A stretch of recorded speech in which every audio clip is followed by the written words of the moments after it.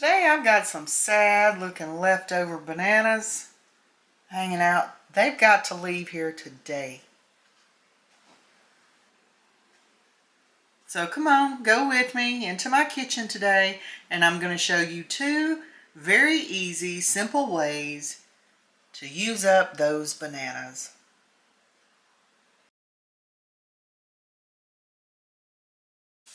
This first recipe is, you guessed it, banana nut bread. I'll be using walnuts instead of pecans, and this is a recipe that makes 2 loaves, but I'm cutting it down to 1. Okay, the banana nut bread recipe that I normally use actually makes 2 loaves, and I don't need 2 loaves. So I'm going to cut this recipe down, and this is going to make 1 loaf of banana nut bread, which is in all actuality not too much for 1 or 2 people, because this bread freezes beautifully. So what you don't eat, you can put in the freezer, and it'll be good in the freezer for a few months. But it's so good, I don't believe it'll last in the freezer for 3 months. So our first step is to take 6 tablespoons of butter. Put it in your bowl. Now you do want it room temp. You're just going to take your mixer and you're just going to cream that butter just like that. To your butter, you want to add 1 cup of sugar.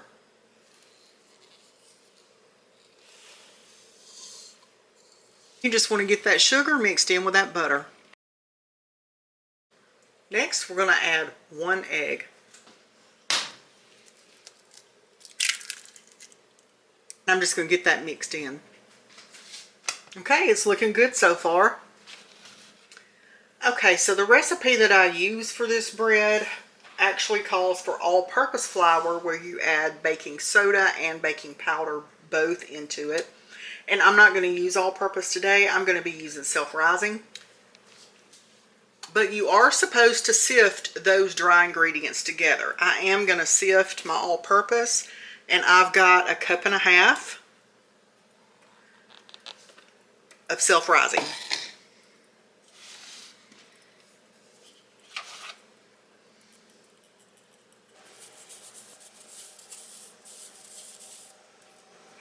Now the directions do say to add your flour and your buttermilk in just a little at a time. You would add a little bit of your dry ingredients and then add a little bit of your buttermilk. You would alternate them until you got it all in.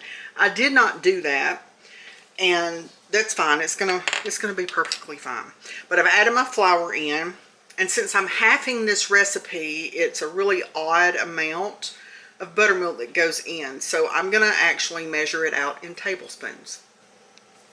So you're gonna need to add in 9 tablespoons of buttermilk.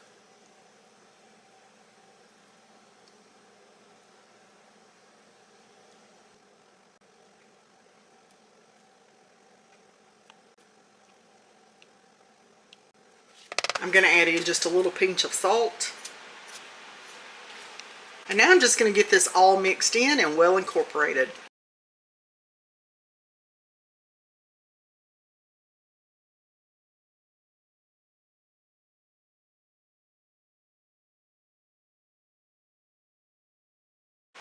This is what it looks like. Now we're going to add in our vanilla, our banana, and our walnuts. Now for vanilla, you're going to need about 1/4 teaspoon. And y'all know me, if you've been around here a minute, I'm going to use twice as much vanilla as what it calls for. Now if I didn't already tell you, now's a good time to. You're going to want to preheat your oven to 350 degrees. Now's a great time to do that. But you're going to take 1 banana that is overly ripe. This one is on its way out the door, and I won't eat them this ripe, neither will Keith. The dogs will, they don't mind, but I thought it'd be a great day to make some banana bread. So I'm just going to take that banana and just throw it off. I'm just going to use my measuring cup that I have my flour in it. It's okay, not going to hurt anything. And we'll throw this in the compost bowl. Now I'm just going to take a fork, and I'm going to get in here, and I'm just going to mash this banana up. Now you can use a potato masher. You can use your hands. It don't really matter.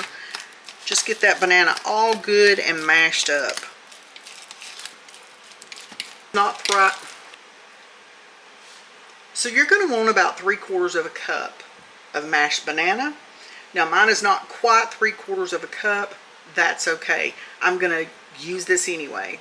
I have another banana that needs to be used, but I'm going to use that for a different recipe. This much banana will be fine.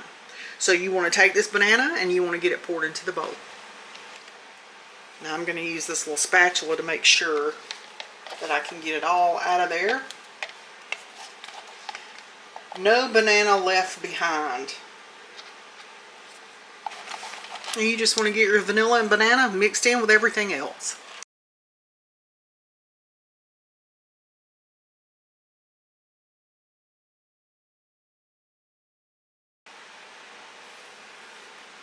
Now as far as the nuts go for this recipe, it calls for chopped pecans. Normally I use pecans and I actually toast mine first. I love mine buttery toasted in this recipe.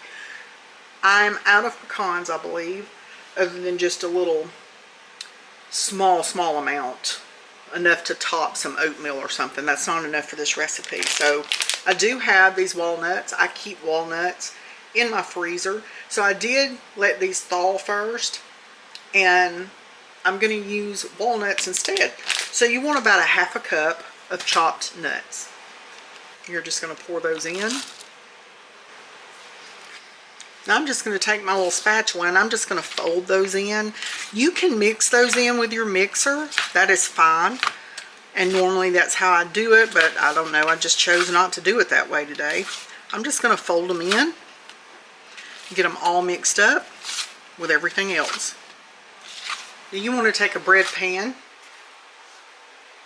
and you want to put your batter into this bread pan. Now you can always use muffin tins if you would rather have muffins, but I am choosing to do an actual loaf of bread today.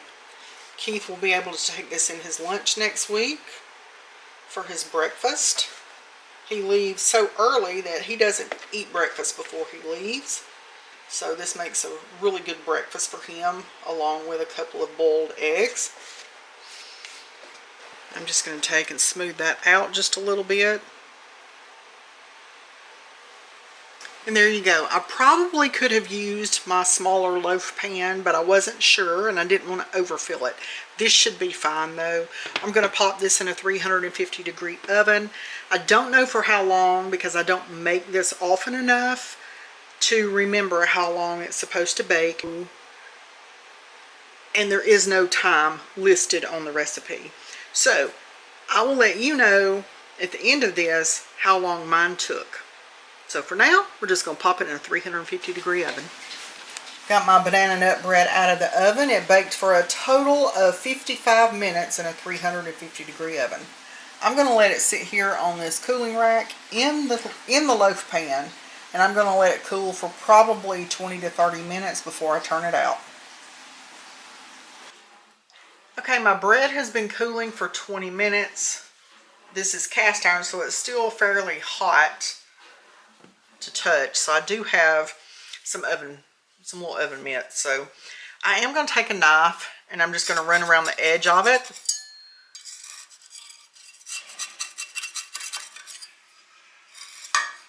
Just to make sure that it's going to turn loose for me.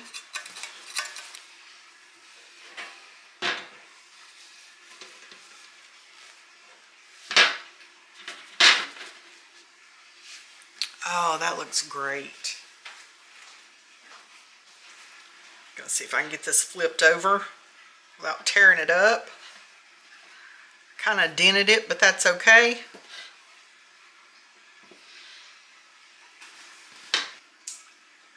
So that is a beautiful loaf of banana nut bread. I'm just gonna let this sit here and cool for another 5 to 10 minutes, and then we'll get us a slice of it. I'm just going to kind of get a little slice off the end right here. That looks beautiful.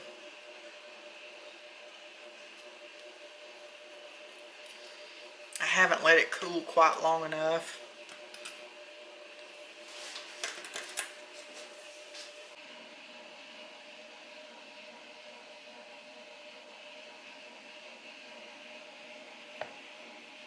See how beautiful the inside of that bread is? All light and fluffy. Now this bread does need to cool just a little bit more for you to be able to slice it like it should be sliced and it not fall apart. But I just couldn't wait. It smells so good. So I'm gonna go eat my piece of banana nut bread. Next up, using up this overripe banana, we're going to make some no-bake banana oat cookies. Now I'm making a small batch of about 6 cookies. You're going to need 1 overripe banana, some kind of nut butter. I'm going to be using peanut butter, either honey or maple syrup, a dash of cinnamon, a dash of salt, some chocolate chips or nuts or dried fruit, one of those. You need quick cooking oats. Quick cooking, like the 5-minute kind. Okay, let's get over here. I'm going to get this mixed up and we're going to have us a little sweet treat. To get this started, you want to take you 1 medium-size overripe banana. And it is very much overripe.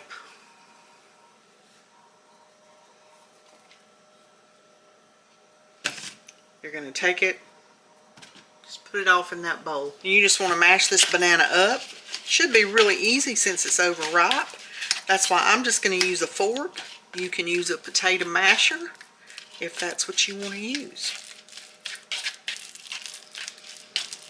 And I've got to correct myself because I'm making the small batch banana oat cookies.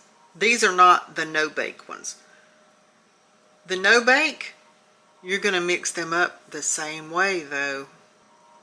But instead of baking them, you're going to pop them in the refrigerator or freezer and chill them till they're nice and set. Then you can eat them. I prefer to bake mine. Now I'm going to add in a 1/2 cup of my quick cooking oats. I'm just going to get that mixed up in there.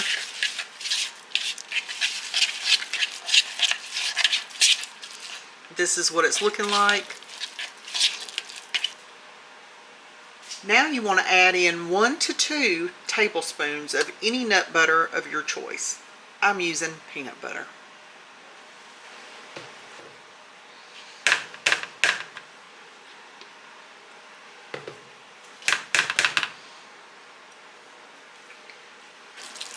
And just mix your nut butter up in there.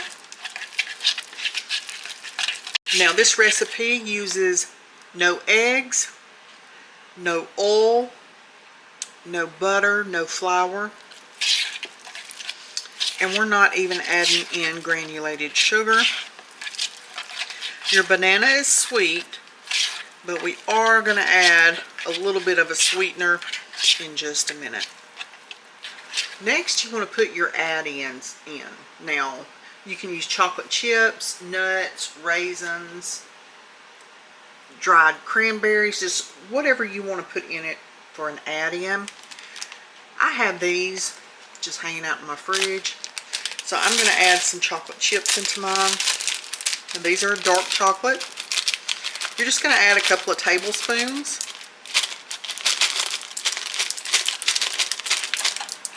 And you just want to fold those in.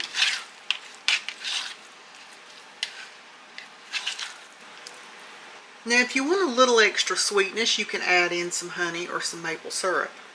I'm going to use about a tablespoon of honey.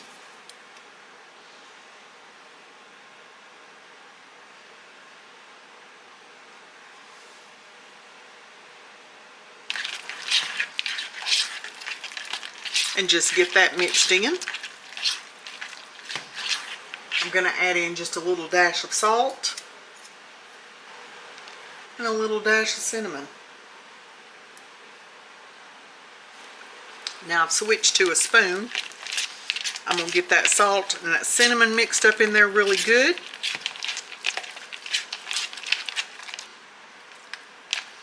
I think I'm going to add just a few more oats to mine.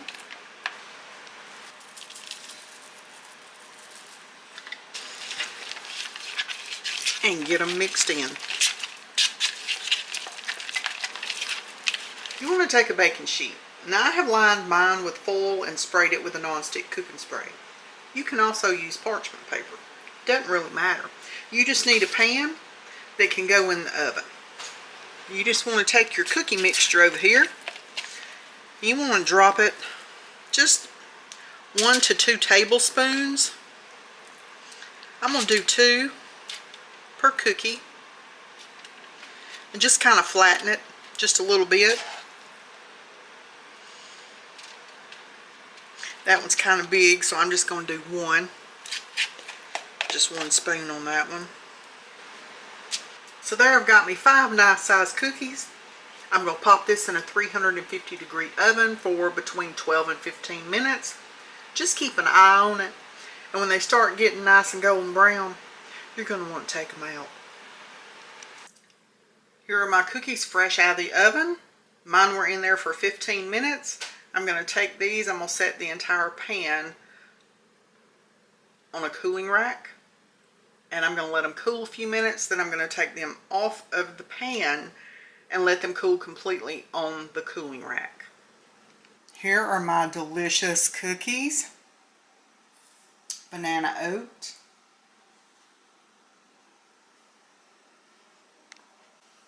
I'm going to tear me a little piece off.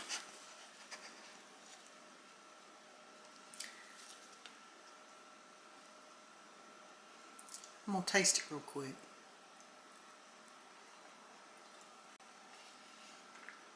That's good. That's really good. Now it's different because it doesn't have any flour in it. But you see it holds up really well. These are really good. So there you go. 2 easy ways to use up overripe bananas so that you don't have to throw them out. Go give this video a like, share the video, leave me a comment below, and I'll see you in the next one.